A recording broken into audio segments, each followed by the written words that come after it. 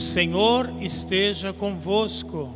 Ele está no meio de nós. Proclamação do Evangelho de Jesus Cristo, segundo Lucas. Glória a vós, Senhor.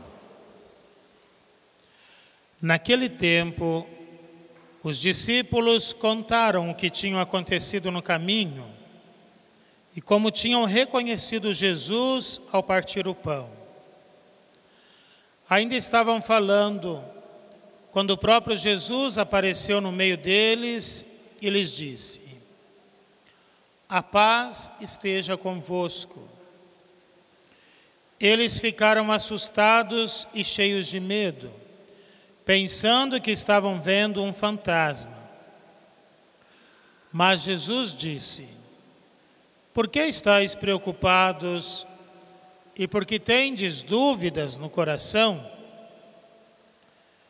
Vede minhas mãos e meus pés, sou eu mesmo. Tocai em mim e vede. Um fantasma não tem carne nem ossos, como estáis vendo que eu tenho. E dizendo isso, Jesus mostrou-lhes as mãos e os pés. Mas eles ainda não podiam acreditar, porque estavam muito alegres e surpresos. Então Jesus disse: tendes aqui alguma coisa para comer? Deram-lhe um pedaço de peixe assado. Ele o tomou e comeu diante deles. Depois disse-lhes: são estas as coisas que vos falei quando ainda estava convosco. Era preciso que se cumprisse tudo o que está escrito sobre mim na lei de Moisés, nos profetas e nos salmos. Então Jesus abriu a inteligência dos discípulos para entenderem as Escrituras. Ele lhes disse: assim está escrito: o Cristo sofrerá e ressuscitará dos mortos no terceiro dia, e no seu nome serão anunciadas a conversão e o perdão dos pecados, e todas as nações, começando por Jerusalém, vós sereis testemunhas de tudo isso. Palavra da salvação.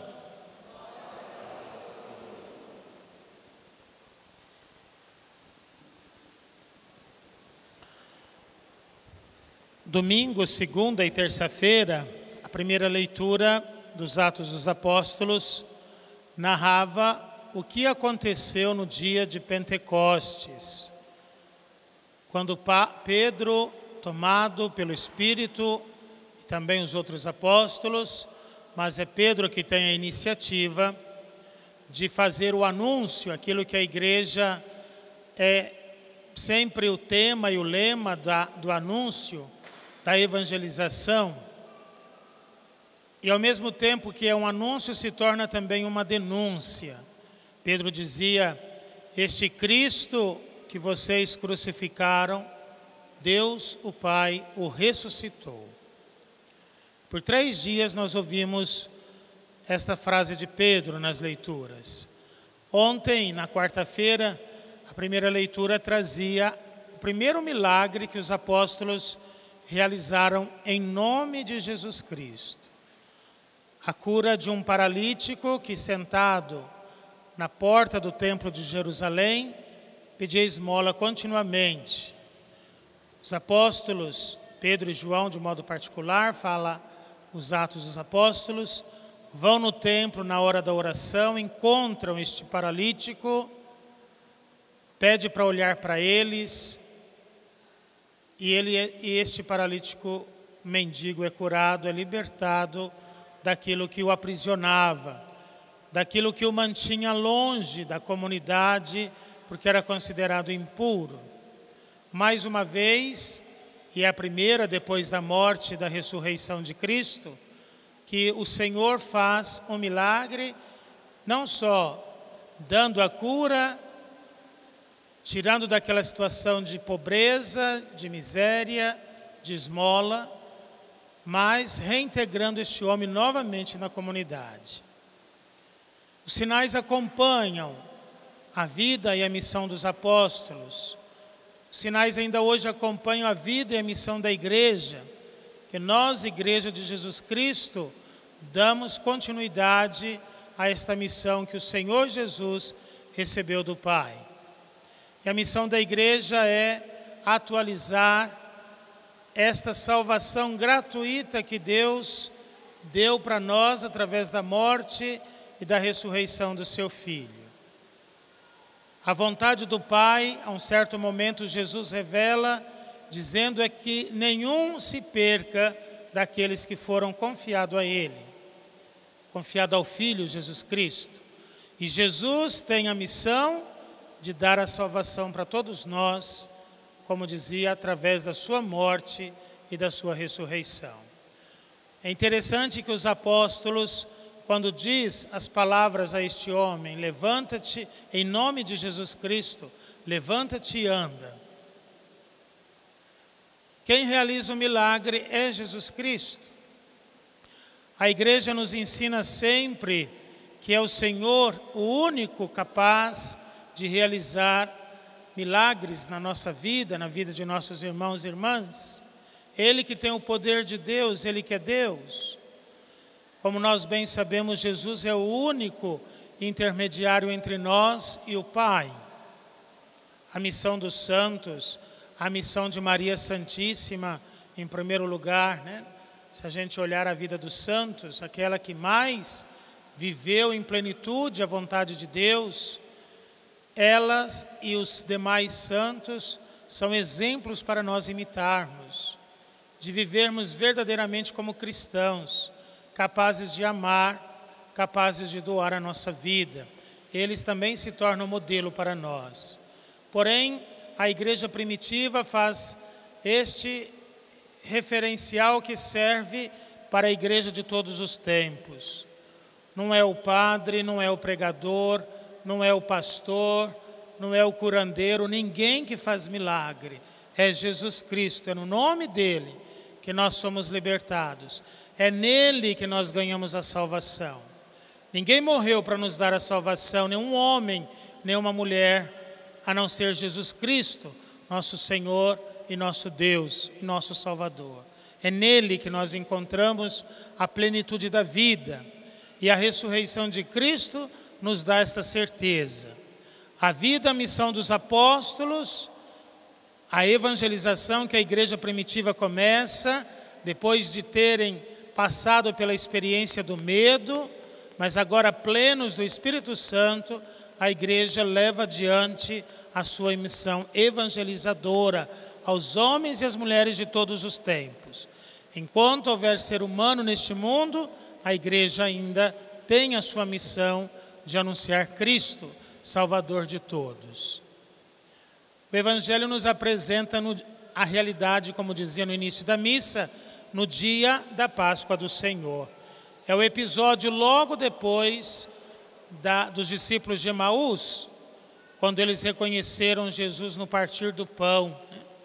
E ao mesmo tempo depois um deles recordava, o nosso coração ardia quando Jesus falava naquela caminhada de 11 quilômetros de Jerusalém até o povoado de Emaús. Voltam para anunciar aos apóstolos e testemunharem que Jesus ressuscitou verdadeiramente. Os apóstolos ainda estão numa situação de medo, como nós ouvimos. Podemos imaginar que este episódio tenha acontecido no início da noite do domingo de Páscoa. E Jesus aparece, né, do nada, atravessa paredes. É o mesmo corpo de Jesus. É interessante perceber isso nas aparições de Jesus ressuscitado, né? No primeiro momento, na manhã de Páscoa, quando Maria Madalena tenta tocar no corpo de Jesus, Jesus diz, não me toqueis ainda, né? Eu não subi para junto do meu Pai e vosso Pai. Agora, nesta vez, nesse mesmo dia, à noite, Jesus pede para os apóstolos tocarem nele. Sou eu mesmo, tocar em mim, né? Mostrou as mãos, mostrou os pés. Aquele corpo que sofreu tudo, a angústia, o sofrimento, a solidão, o abandono, a flagelação, a desfiguração humana, de tão forte que foi a flagelação de Cristo, é o corpo de Cristo revestido de uma imortalidade. É o corpo glorioso, o corpo ressuscitado, o mesmo corpo que foi crucificado na cruz. A única coisa que não desapareceu deste corpo foi os sinais, as chagas, de onde ele foi crucificado, não?